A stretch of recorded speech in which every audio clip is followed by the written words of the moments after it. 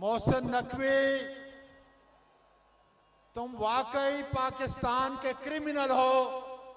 मैं तुम्हें पैगाम देना चाहता हूं कि ये जलसा जिसकी इजाजत ली थी और तुम्हारा काम था कि तुम सीसीपीओ के जरिए, तुम डीआईजी के जरिए हमारी मुआविनत करते।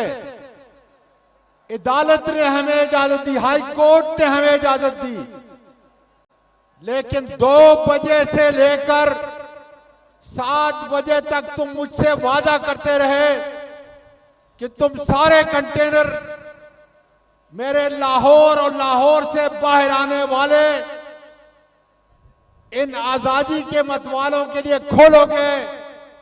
अब तुमने फिर कंटेनर लगाने शुरू कर दिए हैं।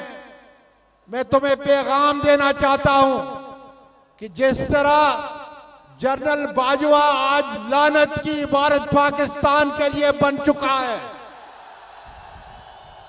इसी तरीके से इंशाअल्लाह ताला मोहसिन नकवी, तुम्हारा ये सीसीपीओ, तुम्हारा ये डीआईजी इंशाअल्लाह ताला इस लाहौर और पाकिस्तान के अवाम के लिए नफरत की इलामत खुदा के फजल से बनेंगे।